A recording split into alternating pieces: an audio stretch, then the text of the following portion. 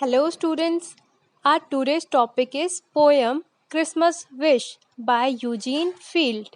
In this video, I am going to explain you the bookwork and question answers of this poem. So let's start with the new words. Jackknife, a large knife with a folding blade. एक बड़ा सा चाकू fold होने वाला. Noah's Ark, the ship in which Noah, his family, and the animals were saved from the flood according to the Bible. Bible जो कि धार्मिक book होती है क्रिश्चियंस की, उनके अकॉर्डिंग नोहा जो है वो एक शिप यानी किश्ती का नाम है जिसमें नोहा की फैमिली और एनिमल्स जो थे वो बचाए गए थे बाढ़ के दौरान. Flannels, soft woven fabrics typically made of wool और कॉटन. सॉफ्ट बुना हुआ कपड़ा जो किसी सॉफ्ट कॉटन से या वुल से बनाया गया हो. Wagon, a rail road truck for carrying goods. Train का वो डिब्बा जो ट्रक के जैसा होता है जिसमें सामान आगे पीछे भेजा जाता है. Caramels, soft toffee made with sugar and butter that have been melted and further heated. Soft toffee जो मीठी चीनी और मक्खन के साथ बनाई गई होती है जो मुंह में डालते ही पिघल जाती है. Pecan, a smooth pinkish brown nut with an edible kernel similar to a walnut. Pinkish brown colour का नट जो कि कैरमल से लिपटा हुआ होता है like walnut. Taffy, a sweet similar to toffee made from brown sugar boiled with butter and pulled until glossy. एक मीठी टॉफ़ी जो ब्राउन शुगर और बटर में उबाल कर बनाई जाती है और उसे तब तक उबाला जाता है जब तक वो शाइनी ना दिखने लगे. Barrels, a cylindrical container bulging out in the middle traditionally made of wood. Cylinder की तरह शेप में ड्रम्स जो लकड़ी से बने हुए होते हैं. अब next the question answers. Question 1, who does the poet want to search for and why. Poet जो है कवि वो किसकी सर्च कर रहा था, किसे ढूंढ रहा था और क्यों. Answer, the poet wants to search for poor little girls and boys to give them gifts. Christmas का टाइम था तो जो पोएट कवि था वो गरीब बच्चों यानी गरीब लड़के और लड़कियों को ढूंढ रहा था उन्हें गिफ्ट देने के लिए. Second question, according to the poet what kinds of gifts make a child happy during Christmas. कवि के अनुसार किस तरह के गिफ्ट जो हैं वो बच्चों को पसंद आएंगे क्रिसमस के दौरान.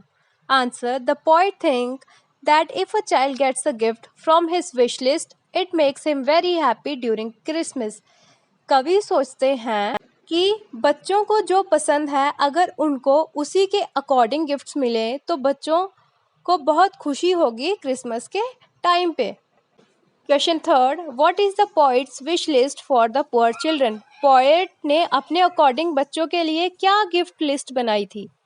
Answer, the poets wish list for the children contains, जो पोएट ने लिस्ट बनाई थी गिफ्ट्स की बच्चों के लिए उसमें था शूज़, सॉफ्ट फ्लैनल्स यानी सॉफ्ट बुने हुए कपड़े, 1000 स्टॉकिंग्स सॉक्सेस, कोट्स, क्लॉक्स, कैरमल्स यानी टॉफ़ीज, ऑरेंजेस एंड पीकन नट्स और भी बहुत कुछ था etcetera. Question fourth, what kind of clothes does the poet want to give to the poor children to keep out the frost and snow.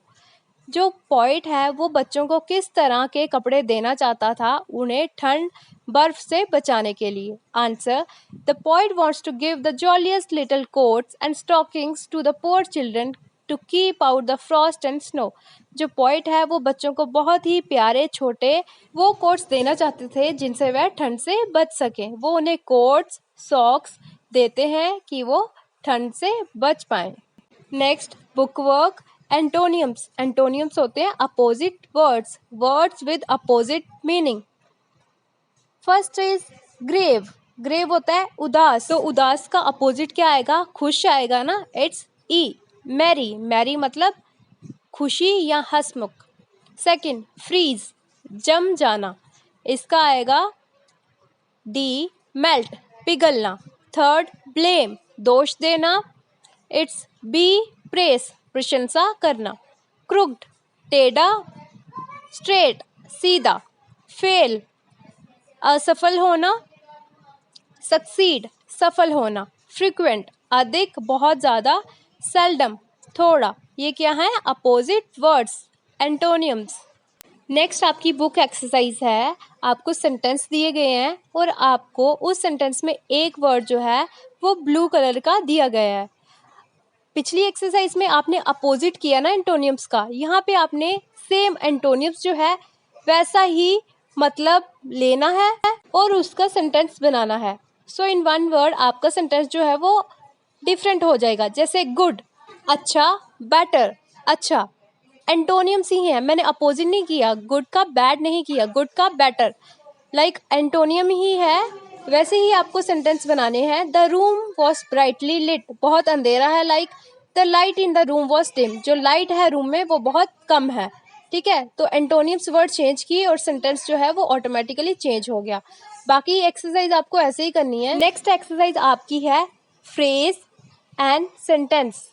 Phrase होते हैं incomplete sentence यानी अधूरा sentence, half sentence, और सेंटेंस होता है complete sentence. ठीक है, तो ये एक्सरसाइज आपको दी गई है कि जहाँ इनकम्प्लीट सेंटेंस है वहाँ आपने फ्रेज का पी लिखना है और जहाँ कंप्लीट सेंटेंस है वहाँ सेंटेंस का एस लिखना है।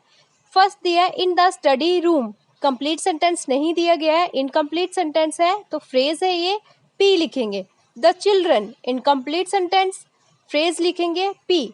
We got the children burgers and fries to eat, पूरा कंप्लीट सेंटेंस है तो क्या लिखना है?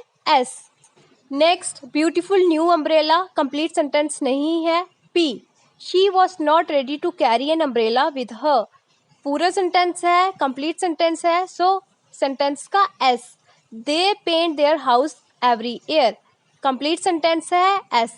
बाकी की एक्सरसाइज भी आपको ऐसे ही करनी है। अब नेक्स्ट एक्सरसाइज में आपको सेंटेंस दिए गए हैं जिनमें से कुछ वर्ड्स जो हैं आपको ब्लू दिखेंगे। अब जो फ्रेज है वो आधा सेंटेंस होता है, इनकम्प्लीट सेंटेंस।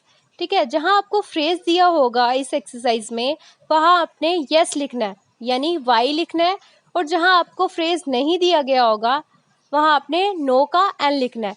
अब एक बात और क्लियर कर दूं, जहाँ सिर्फ वन वर्ड दिखेगा आपको वो वर्ड होता है, वो फ्रेज नहीं होता है, तो वो ऑटोमेटिकली नो होगा। जहाँ आपको आधा सेंटेंस दिख रहा है वो फ्रेज होगा। मैंने आपको पहले भी बोला आधा सेंटेंस फ्रेज होता है, पूरा सेंटेंस सेंटेंस होता है, और जो एक वर्ड है वो वर्ड होता है, ना फ्रेज होता है ना सेंटेंस होता है। अब जैसे फर्स्ट वाले में आपको दिख रहा है द, ब्लू में द दिख रहा है तो ये फ्रेज नहीं है, नो।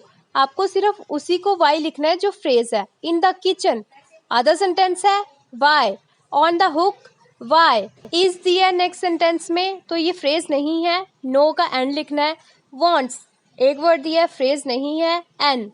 अवर फैमिली आधा सेंटेंस दिया है, वाई।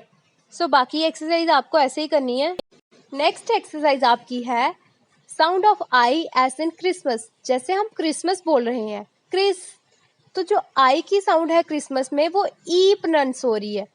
ठीक है, sound of I as in vice. अब जब हम वाइस बोल रहे हैं तो आई की जो साउंड है वो आई की आवाज़ ही दे रही है। तो जो आपको बॉक्स दिया है ऊपर, उनमें वो वर्ड्स जिनमें ई की साउंड आ रही है आई के लिए वो आपने क्रिसमस के नीचे लिखने हैं, और वो वर्ड्स जिनमें आई जो है उसकी साउंड आई की ही आ रही है वो आपने वॉइस के नीचे लिखना है।